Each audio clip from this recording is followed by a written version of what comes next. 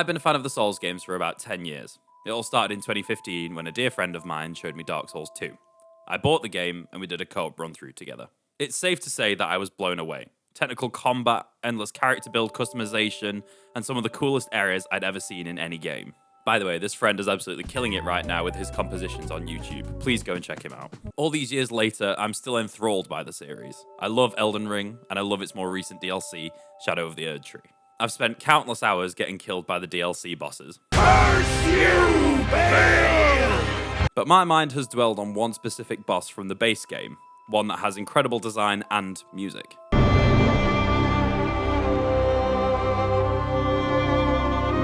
I think Malenia's boss fight is stunning, both in the opening cutscene and the great feeling that you get when you dodge the moves. Although I do have my gripes. I wanted to rearrange the music in Malenia's boss fight, but to do that, I first want to talk about the design of Elden Ring and the design of the Souls games in general. Dark Souls 2 was my first Souls game, and it was an incredible experience. Up to this point in my life, the hardest game I had played was some of the early Sonic titles, so this was certainly a standout. I got completely obsessed with the world and its NPC characters. It's genuinely all I thought about on some days at school, probably at the cost of some of my GCSEs. I loved adventuring through the areas and taking on all the enemies in an attempt to get to the next bonfire. The bosses were really cool too. Lots of interesting designs that I wouldn't necessarily have thought would be a cool boss fight, but hey. The obvious standouts in this game for me were the Old Dragon Slayer, the Lost Sinner, and the Giant Lord. However, I actually think some of the better bosses came from the DLCs, such as the Fume Knight, Sin the Slumbering Dragon, and Sir Alon. Later on, I found people didn't like Dark Souls 2. What, you guys don't like fighting rats? What's wrong with you? Seriously, I think you should try and replay this game and try not to regurgitate your favorite YouTuber's opinion. I think people need to realize that different doesn't necessarily mean bad. It does still exhibit that same sense of wonder that the other games do. Dark Souls 3 came out in 2016, and it was pretty damn good. It was very reminiscent of Dark Souls 1's game design, which to me felt quite different because I hadn't played that game at that time. This game definitely had a way darker tone than Dark Souls 2, in the way that lots of the areas and enemies were designed. I always get the urge to replay this game, and then I remember Firelink exists. I think this game coming out with a very similar feeling to Dark Souls 1 definitely makes 2 seem like the outlier. In terms of making a cohesive series, it definitely feels the most different. I had noticed a new trend with this game, in that the bosses started to feel a bit more aggressive with their attack patterns. More violent bursts of swings that give you less time to rest and heal in those intervals. This wasn't necessarily a bad thing, but it did make the game a lot harder for someone who wasn't quite a Souls Pro just yet. I took this as a sign of the game's evolving and sort of maturing with the audience, maybe for people who had been playing since Demon Souls. The one boss I did have a problem with, however, was Dark Eater Midir from the Ring City DLC. Not only was he incredibly aggressive, but he had fucking laser beams. I remember this one rather well, because I had to enlist the help of a friend, and it took me 36 embers to finally kill him. Yes, I do still remember the number. This was the end of the Dark Souls series, and we all collectively believe we would never get a game like it again.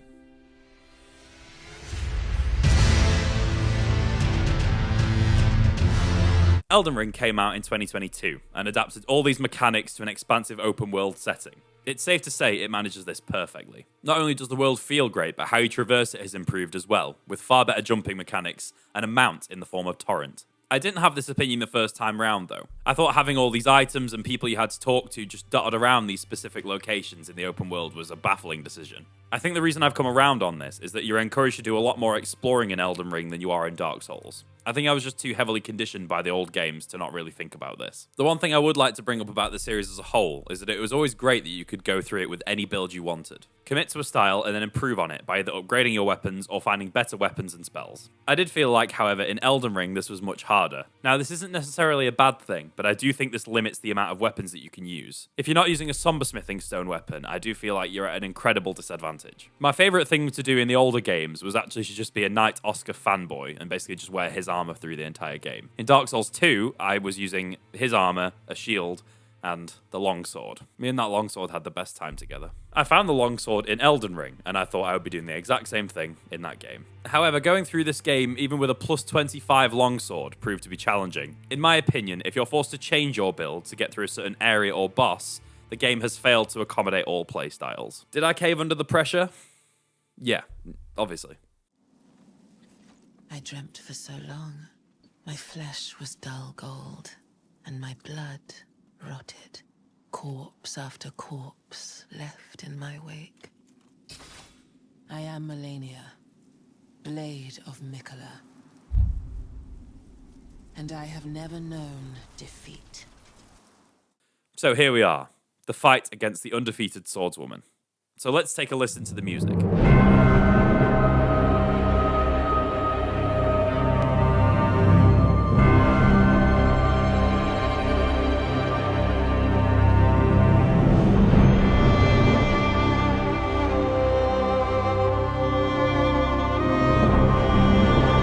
It's great, right? The instrumentation in this orchestra is mostly just sort of playing very delicately and doing little textural figures. The strings play softly and sporadically, while the low booming percussion gives us the weight of the situation. The choir is very gentle, and it does remind us in its heavenly timbre that we are dealing with a demigod. The melodic and harmonic content isn't quite as clear here, as all these textures sort of fading in and out. It is truly mesmerizing, and it makes the music here feel really, really tense. So we've talked about the music, but what about the gameplay?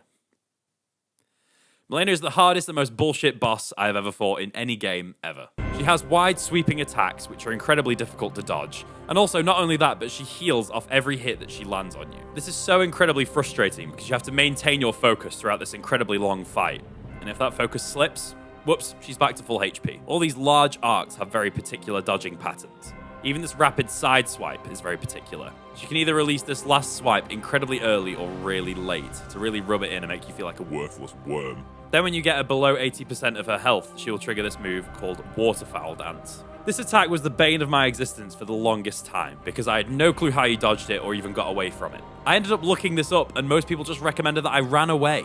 There was also a recommendation that you use a shield to block this. Now here's where we get to my frustrations with this game. I'd gone through all the Souls games with a sword and a shield, to make me feel sort of like a knight, no affiliation, just sort of making my way through the world. With this most recent build that I played, however, I tried to vow to not pick up a shield a single time. Since Waterfowl Dance put me at odds with my own personal sanity, I ended up trying the shield strategy.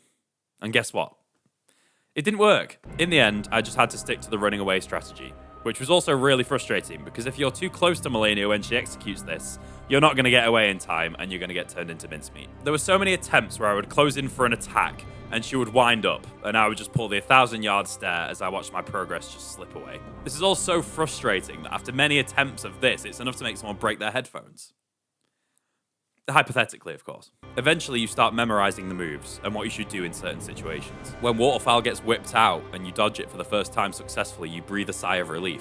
This fight is tactical, tense, and it really does make it feel like a life or death duel between two sword fighters. 3 if you use the Mimic tier. The good thing about this fight is that you really start to get used to how she moves, and near the end, you almost feel like an expert.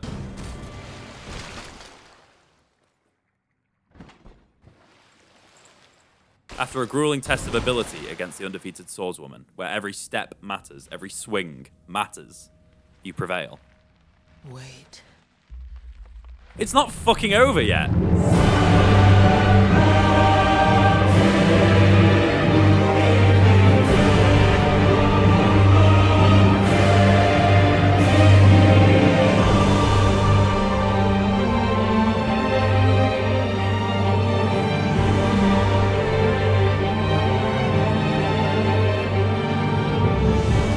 This is when everything goes crazy. Malenia finally becomes the goddess of rot and grows these wings that seem to be made of Aeonian butterflies. According to the Scarlet Aeonia incantation, if Malenia blooms 3 times, this is what she becomes. Quite simply, 1, 2, 3.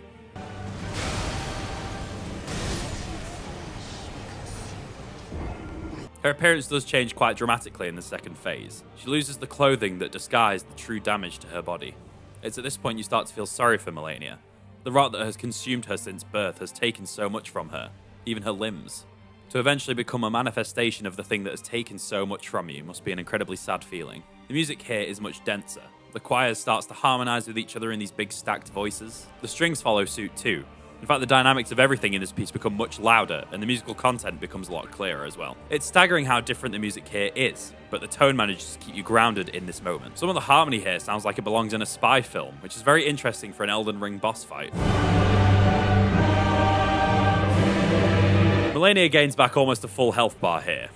And I say almost because as soon as she lands any attacks on you, it's going back up to full anyway, so don't worry. Not only that, but these attacks are also now inflicting Scarlet Rot, which due to the small little gaps that she gives you to heal here, basically means you're dead if you do get rotted. This is where my gripes come from with this phase. The Scarlet Aeonia attack is pure RNG whether you dodge it or not. It's depending on how nice the camera's feeling to you. Not only does Waterfowl Dance make a reappearance in this phase, but we now also have this clone attack, which is so incredibly difficult to dodge that it pretty much kills me every time it comes out. The exploration of the Halig tree is unlike any other area in this game. Since it is a strange concept for an area, there is this sense of wonder that keeps you forever guessing what's around the next turn. Eventually, after navigating the branches, you come to this large castle called Elphael, which seems to have these large support struts that seem to be holding up the Halig tree. After traversing these grand structures, you come to more natural formations that seem to be within the Halig tree itself. Through these grand stone structures, and caverns, and gardens, and buildings, you eventually reach the roots of the Halig tree. This is where you'll find Malenia. Not in some grand elaborate throne room, but in a cavern that seems to manifest the despair that she feels as she awaits for her brother to return. She knows what she must do. She must take you down and defend her title as the undefeated swordswoman.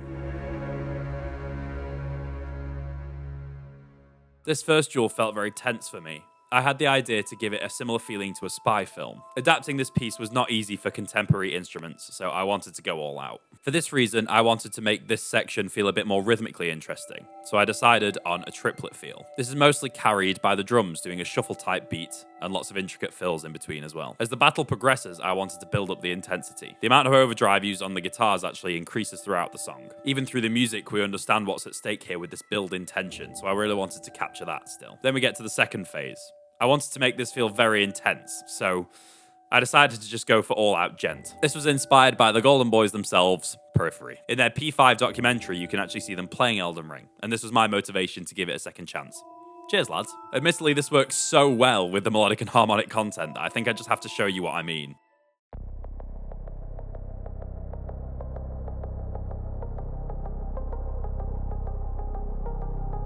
I dreamt for so long.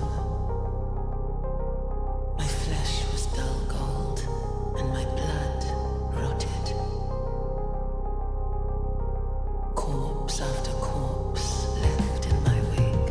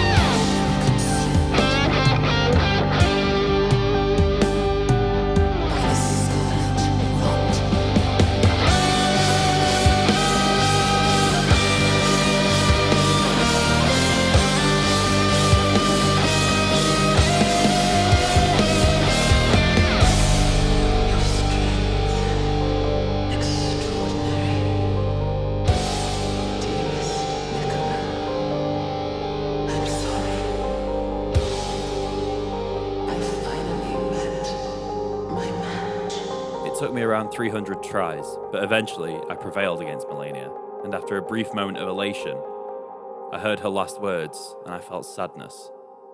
I think her story and design are just stunning. The music instills this indescribable magic on you, and that's achieved with this lush orchestra. We are getting a new Elden Ring game, and while being a bit more of a spiritual successor, we are getting the return of some Souls game bosses. So I'm hoping we maybe see a few Elden Ring bosses too, and I'm hoping Malenia is one of them. Before I go, I'm going to give you a speed run of my explanation of how you can support me. Subscribe to this channel, subscribe to me on my second channel, follow me on Instagram, follow me on Twitch, go and listen to my album on all major platforms, go and buy my album on Bandcamp, and finally, leave a comment. Cheers. I'm pretty sure at this point you could call me an Elden Ring pro. After my 300 attempts on Malenia, I knew that no other boss would ever give me that much trouble ever again.